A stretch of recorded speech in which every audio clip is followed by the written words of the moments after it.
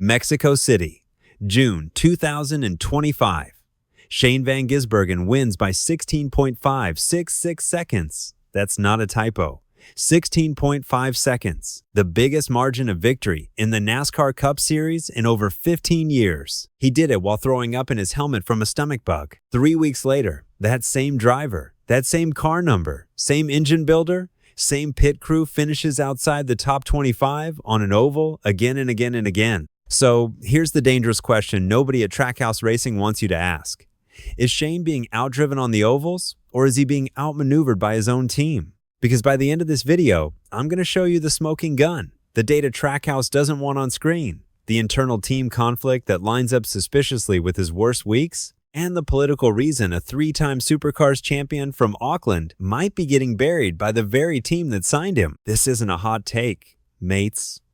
This is a paper trail. Let's get one thing straight. Before we talk Trackhouse, before we talk politics, you need to understand what this bloke is. Shane van Gisbergen is a proper legend. 3 Supercars championships, 3 Bathurst, 1,000 crowns. He won the Chicago Street Race in his Cup Series debut in 2023, something that hadn't been done in 0+ years. He didn't just win it, he embarrassed the entire field. For us, for everyone down under, from Perth to Pukekohe, SVG isn't just another driver. He's our flag in the biggest motorsports circus on earth. When he wins, the whole country wakes up at 4 a.m. to watch it. When he gets buried at Kansas in a 30th place finish, we all feel it. It's national pride wrapped around a steering wheel. And that's why this matters. Because the narrative being sold to American audiences, he's just a road course specialist, give him time, is absolute rubbish. He's earned 5 Cup wins faster than any driver since Dan Gurney in 1968. Read that again. Gurney, 1,968. That is not a man who needs to learn how to drive. So if the talent isn't the problem, something else is. Right. Let's open the file. Exhibit A, the average rating. Through the first 15 races of 2025, SVG's NASCAR driver rating was 48.1. That ranked him 33rd out of 36 full-time Cup drivers. 33rd. The man who just won Mexico by 16 seconds was statistically the 3rd worst full-time driver on ovals. You cannot tell me that's all the driver. You just can't. Exhibit B, the teammate gap. Ross Chastain, same Trackhouse equipment, same Chevy power, finished 2025 inside the top 10 inches points. Multiple top 5s on intermediates. SVG, in identical machinery, averaged 22.9 through 19 races and didn't crack an oval top 10 until Kansas in September.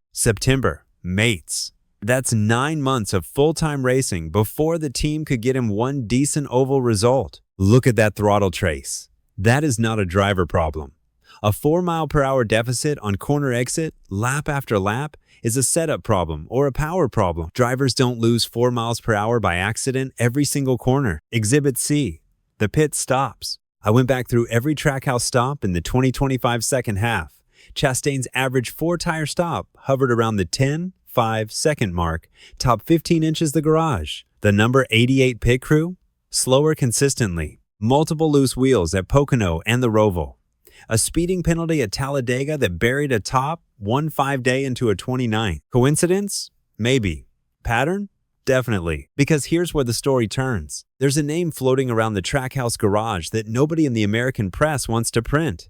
An internal conflict. A tension between SVG's engineering group and the team's senior strategy room that, according to multiple paddock sources, came to a head right around the time Connor Zilisch's signing was being finalized. And we'll come back to that in 90 seconds. Hold that thought, because once you see who got prioritized in the meetings, you'll understand exactly why the number 88's oval program looked like it was running on the smell of an oily rag. So let's talk politics. Real politics. Boardroom and balance sheet politics. Trackhouse is expanding to 3 cars in 2026. Chastain stays in the 1. SVG gets shuffled to the number 97, the number he ran in Supercars. Sure, sentimental, lovely story. But notice something, the number 88, the number SVG ran all of 2025, the number that won Chicago, Sonoma, Mexico, the Glen, the Roval. That number is being handed to a 19-year-old American rookie. Now ask yourself who that benefits. Marketing? Absolutely. Zilisch is American, young, photogenic, sponsor-friendly, and the future face of American stock car racing. Red Bull just plastered him all over a 2026 paint scheme, and here's where the cynic in me starts whispering. Was the number 88 always going to be Zilisch's car? Was SVG, in his rookie year, essentially a placeholder? A marketing tool to validate the seat, generate international headlines, sell merch in the Australasian market, while the team's real long-term oval development resources were quietly being aimed at the kid coming up behind him? Because let's be honest, NASCAR, the establishment, not the fans, has never been comfortable with outsiders winning too much, too fast. A 3-6-year-old Kiwi rocking up and beating the Hendrick and Gibbs aces on every right-turn track on the schedule? That's a problem for the marketing narrative. That's a problem for the great American driver development pipeline story. I'm not saying there's a memo in a filing cabinet that says slow down the Aussie. I'm saying the incentive structure of the entire sport sponsors. Networks, the playoff format that elevated SVG into the round of 16, despite winning more races than half the championship, quietly punishes a guy like